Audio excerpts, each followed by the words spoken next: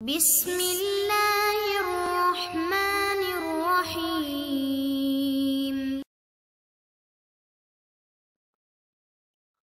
اعوذ باللہ من الشیطان الرجیم، بسم اللہ الرحمن الرحیم وبہ نستعین۔ ہماری گفتگو لمعہ پنجم کے کتاب العتق میں، اور انشاءاللہ یہ کتاب العتق کا آج آخری درس ہے۔ تو ہماری گفتگو اس میں جاری تھی کہ کسی بندے نے ایک کنیز خریدی اور اس کنیز کو خریدنے کے بعد اس کو جو ہے آزاد کر دیا۔ آزاد کرنے کے بعد اس کے ساتھ شادی کی۔ شادی کے بعد وہ کنیز حاملہ بھی ہو گئی، لیکن اس نے اس کنیز کی قیمت ادا نہیں کی تھی، کیونکہ ادھار پہ اس نے اس کنیز کو خریدا تھا۔ تو اب کیا حکم ہے؟ اکثر علماء نے یہی فرمایا کہ وہ کنیز بھی آزاد ہے، اس کا بچہ بھی آزاد ہے۔ لیکن بیچ میں ایک روایت ہشام صاحب کی آئی، اس میں یہ تھا کہ اگر اس مرد کی ملکیت ہے کہ جسے اس کی کنیز کی قیمت دی جائے، یا اس کے پاس کوئی زمین وغیرہ ہے جو بیچ کر یا اس زمین کی زراعت سے اس کی قیمت ادا کی جائے، پھر تو بچہ بھی آزاد ہے، کنیز بھی آزاد ہے۔ لیکن اگر ایسی کوئی ملکیت نہیں ہے تو یہ پھر کنیز مالک اول کی کنیز ہو جائے گی، اور یہ بچہ بھی جو ہے کیا ہے وہ جناب رق ہوگا، یہ آزاد نہیں ہوگا۔ تو آج فرماتے کہ یہ روایت ہمارے لیے ظاہراً قابل قبول نہیں ہے، کیونکہ اصول مذہب کے ساتھ منافات رکھتی ہے۔ مذہب کے اصول یہ ہیں کہ جب ایک کنیز کو خریدا گیا، آزاد کیا گیا، تو اب وہ اس کی آزادی بھی باطل نہیں ہوگی، نکاح بھی باطل نہیں ہوگا۔ لیکن کیا کریں؟ اس کو جناب شیخ توسی اور ایک جماعت نے اس روایت پر عمل کیا ہے۔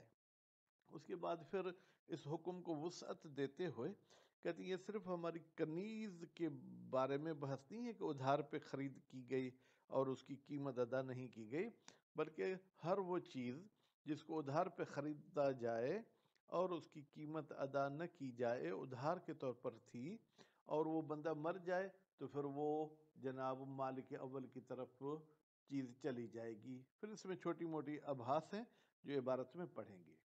پھر آخری ایک درس کا حصہ ہے، وہ یہ کہ اگر کوئی شخص کسی حاملہ عورت کو جو ہے وہ آزاد کرتا ہے تو کیا اس کا بچہ بھی آزاد ہوگا یا آزاد نہیں ہوگا؟ تو کہتے ہیں کہ حامل کی آزادی بچے کی آزادی کو شامل نہیں ہے۔ اب یہاں ایک پھر وہ جو مولوی صرف نحو میں جا کے الجھتے ہیں، تو اس حوالے سے اتق الحامل کہا ہے، حاملہ نہیں کہا ہے، یہ کیوں؟ فرماتے اس لیے کہ حمل یہ صرف عورت کو ہی ہوتا ہے، مرد کو نہیں ہوتا، اس لیے یہاں پر آپ اگر مذکر کا بھی صیغہ بولیں گے تو بھی مراد وہی عورت ہوگی، مرد نہیں ہوگا۔ جیسے حیض والی عورت کو آپ کہتے ہیں حائض، حائضہ نہ بھی بولیں تو بھی حائض بولنے سے بھی مراد وہی عورت ہوتی ہے، کوئی اور مراد نہیں ہوتا۔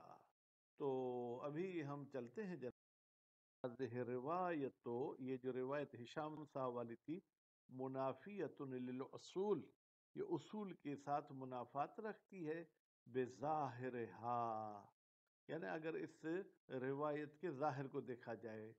کیوں؟ للاجماع، یہ للاجماع گویا کہ وضاحت کر رہا ہے اصول کی، بھائی اجماع ہوا ہے علی ان المعسر، بتحقیق کہ وہ شخص جو نادار ہے، یملک مشتراہ فی ذمہ، وہ مالک بن جاتا ہے ما اس چیز کا جس کو اس نے خریدا ہے اپنے ذمے، یعنی ادھار پہ۔ وَيَصِحُ عِتْقُهُ، اور پھر وہی خریدار اس چیز کو آزاد بھی کرنا چاہے تو کر سکتا ہے۔ وَيَصِيرُ وَلَدُهُ حُرًّا، اور اس مؤسر کا بچہ بھی جو ہے وہ آزاد ہوگا، وہ رق نہیں ہوگا۔ فالحکم بکون عتقہ ونکاحہ باطلین، پھر یہ حکم لگانا کہ مؤسر کا آزاد کرنا اور مؤسر کا نکاح کرنا یہ دونوں جو ہے باطل ہیں۔ وَأَنَّهُ أَعْتَقَ مَا لَا يَمْلِكُ، اور یہ کہنا کہ اس مؤسر نے آزاد کیا ہے ما ایسی کنیز کو، لا یملک جس کا مالک نہیں تھا، لا یطابق الاصول، یہ آپ کا حکم کرنا اصول کے مطابق نہیں ہے۔ وَمُقْتَضَاهَا، ٹھیک ہے، یہ جناب واو حالیہ لے لیں، در حالی کے اس روایت کی تقاضا کیا ہے؟ انہو متا کسر مالہ، بتحقیق شان یہ ہے جب اس مؤثر کا مال کم ہو، ان مجموع ثمنہا، اس کنیز کی پوری قیمت سے، یکون الحکم کذالک، تو حکم یہی ہوگا. یعنی کیا؟ یعنی نکاح بھی باطل، عتق بھی باطل. وَإِنْ قَلَّ، اگرچہ اس کا مال قیمت سے کچھ کم کیوں نہ ہو، مثلا قیمت 1,00,000 تھی، اس کا مال 99,000 ہے، لیکن کیا کریں؟ عمل بمضمونہا الشیخ و جماعت، اس روایت کے مضمون اور مطلب پر عمل کیا ہے شیخ توسی نے اور ایک جماعت نے. لصحتہا، بھائی کیوں عمل کیا ہے؟ کہتے ہیں اس لیے کہ یہ روایت صحیح ہے. وجواز استثناء هذا الحکم من جمیع الاصول، اصول تو یہی تھے کہ یہ عتق بھی صحیح ہونا چاہیے تھا، یہ نکاح بھی صحیح ہونا چاہیے تھا، لیکن اس حکم سے استثناء کیا گیا ہے اس کنیز والے مسئلے کو، لعلت غیر معقولت، ایک ایسی علت کے لیے جو ہماری سمجھ میں نہیں آتی. وَعَلَى هَذَا، اب کہتے ہیں اگر ہم اس استثناء کو مانیں تو لا فرق، کوئی فرق نہیں ہے، بین من جعل اتقہا مہرہا، اس بندے کے درمیان جس نے اس عورت کی آزادی کو اس عورت کے لیے مہر قرار دیا، وغیرہا، غیرہا کی ضمیر کہاں جائے گی جناب؟ یا اس صورت کے علاوہ کوئی اور صورت، یعنی کوئی اور چیز مہر میں قرار دیا.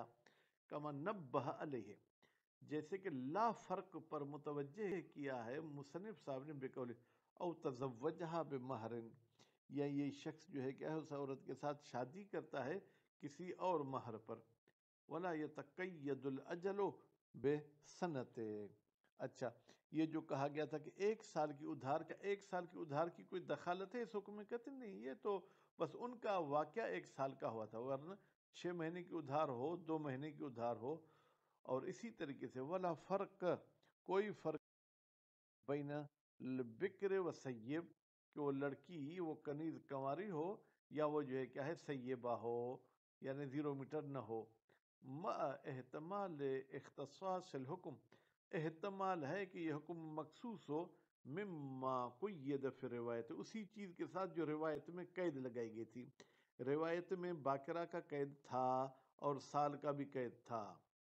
ولو کان بدلہا، اگر کنیز کے بدلے میں عبد ہوتا، قد اشترا ہو نصیحتاً، اس بندے نے اس عبد کو خرید کیا تھا ادھار پر، وَأَعْتَقَهُ، اور پھر اس عبد کو آزاد کر دیا تھا.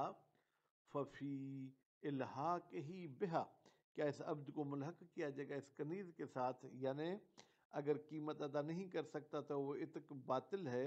وجہن، یعنی بہتر ہے. کیوں؟ لاتحاد طریق، اس لیے کہ دونوں مسائل کا طریق ایک ہی ہے، ملاک ایک ہی ہے، کہ بھائی ادھار پہ خریدا تھا اور قیمت ادا نہیں کر سکتا تھا. وَقَضَا، جیسے عبد میں بھی ہم نے کہا یہ حکم جاری ہوگا فی تعد الحکم الی الشراء نقدا، اگر اس نے کوئی چیز خریدی تھی نقد میں، یعنی کہا کہ کیش میں خریدتا ہوں، او بعضہ، یا پوری چیز نہیں خریدی تھی، اس کا کچھ حصہ خریدا تھا نقد میں، ولم يدفع المال، اور اس نے مال ادا نہیں کیا. تو اب آیا اس کی خریداری صحیح ہے یا خریداری صحیح نہیں ہے، یا نقد میں خرید کر کے اس کو آزاد کر دیا اور پھر قیمت ادا نہیں کی. خوب لم يدفع المال، ومضمون روایت موتہ قبل الولادت، کہتے ہیں اس روایت کا مضمون یہ تھا کہ وہ شوہر یا وہ آزاد کرنے والا مر جاتا ہے بچے کی ولادت سے پہلے.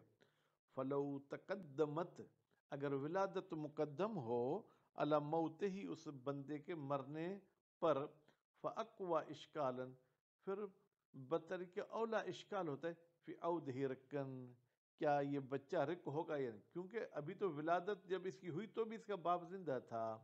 للحکم بحریت ہی، اس لیے کہ حکم ہو چکا ہے کہ یہ بچہ آزاد ہے. کب؟ من حین ولادت ہی، جب یہ پیدا ہوا تھا.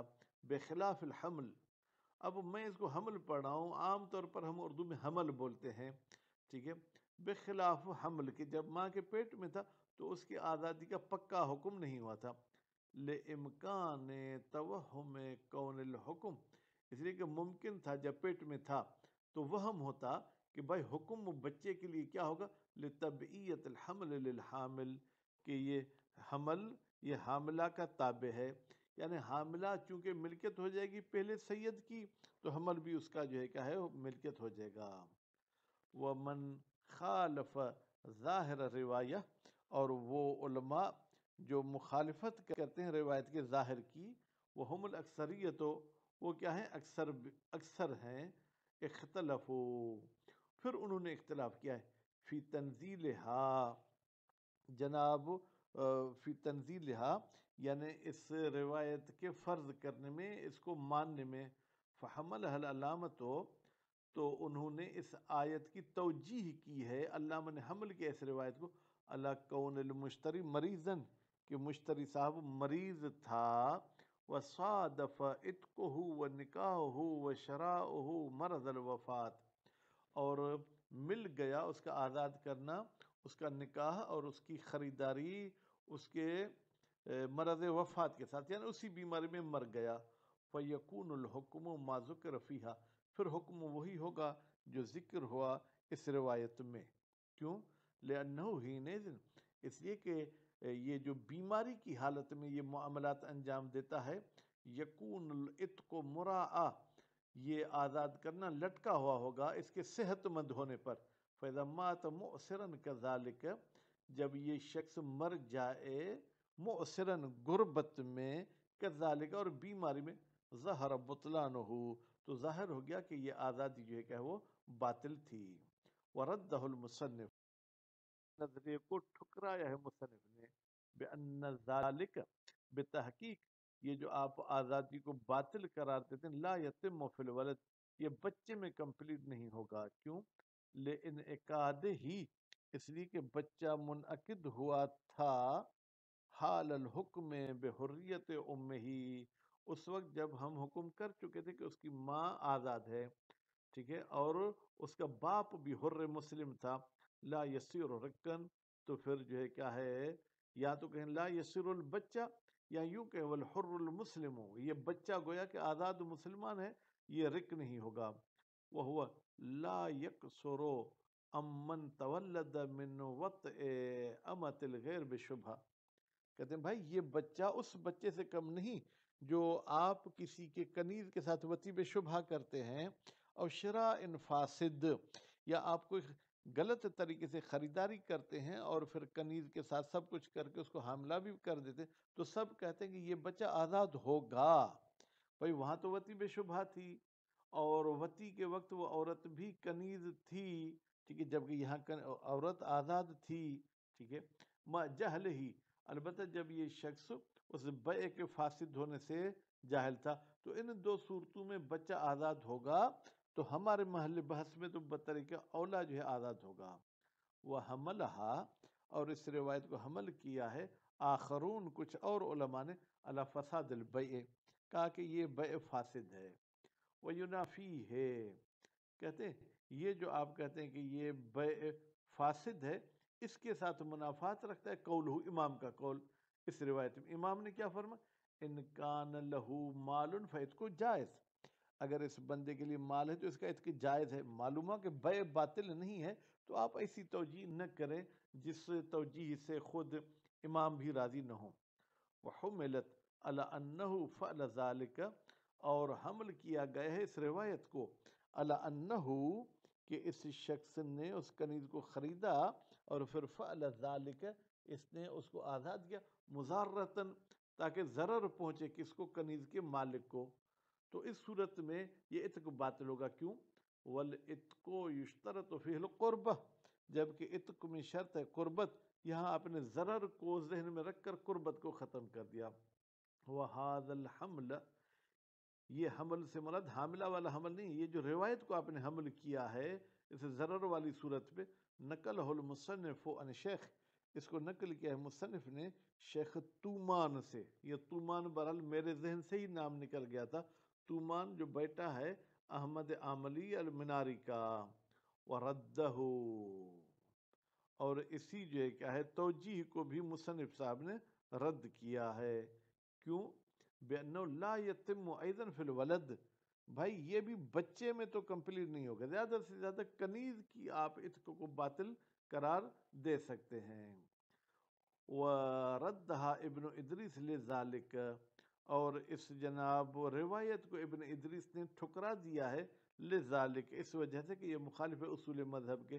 مطلقہ یعنی چاہے معتق نے قصد ضرر کیا ہو یا نہ کیا ہو، وَهُوَ الْأَنْسَبُ، اور یہی بات جو ہے کہ وہ زیادہ مناسب ہے کہ اس روایت کو نہ مانا جائے. وَإِتْقُ الْحَامِلِ، اچھا اگر کوئی شخص حاملہ عورت کو آزاد کرتا ہے، لا يتناول الحمل، حاملہ کا آزاد کرنا یہ بچے کے آزادی کو شامل نہیں ہے. کما لا یتناولہ، جیسے کہ اس بچے کو شامل نہیں ہوتی بیع اور غیر بیع. اگر کوئی شخص کنیز حاملہ بیچتا ہے تو اس کا یہ مطلب نہیں کہ بچہ بھی بیع میں شامل ہے. یا بیع کے علاوہ اگر کوئی شخص کنیز کسی کو گفٹ کرتا ہے اور وہ حامل ہے تو بچہ گفٹ نہیں ہوگا. کیوں؟ للمغایرت، اس لیے کہ ماں اور بچے میں مغایرت ہے، دونوں ایک چیز نہیں ہے. فلا يدخل احدهما فی مفہوم الاخر، حامل کے مفہوم میں حمل شامل نہیں ہوگا. سواء استثناء ہو ام لا، چاہے یہ بیچنے والا استثناء کرے کہ بھائی کنیز بیچ رہا ہوں بچہ میرا ہوگا، یا ایسی استثناء نہ کرے. وسواء علم به ام لا، چاہے بیچنے والے کو علم ہو حمل کا چاہے علم نہ ہو. الا علی روایت سکونی، مگر یہ کہ ایک روایت کہتی ہے کہ بچہ بھی بیع میں اور عتق میں شامل ہو جائے گا. سکونی صاحب نے روایت نقل کی ہے ان ابی عبداللہ علیہ السلام، امام جعفر صادق علیہ السلام سے. پھر امام جعفر صادق علیہ السلام نے روایت نقل کی ہے اپنے باپ سے، پھر رجل، اپنا باپ یعنی امام محمد باقر علیہ السلام سے، پھر رجل اعتق امتن، ایک مرد کے بارے میں جس نے اپنے کنیز کو آزاد کیا تھا. وہی حبلہ، در حالی کہ وہ کنیز جو ہے کیا وہ حاملہ تھی. فاستثنا، پھر اس مرد نے استثناء کیا، ما فی بطنہا، وہ بچہ جو کنیز کے پیٹ میں تھا. قال، تو پانچویں امام نے فرمایا، الامت حرۃ وما فی بطنہا حر، بھائی یہ کنیز بھی آزاد ہے اور جو کنیز کے پیٹ میں بچہ ہے وہ آزاد ہے. کیوں؟ لأن ما فی بطنہا منہا، اس لیے کہ وہ بچہ جو کنیز کے پیٹ میں منہا، وہ بھی گویا کہ کنیز کا حصہ ہے. وعمل بمضمون الشیخ وجماعت، اور پھر اسی روایت کے مضمون پر عمل کیا ہے شیخ توسی نے اور ایک جماعت نے. وضعف سندہا، لیکن کیا کریں کہ اس روایت کی سند ضعیف ہے.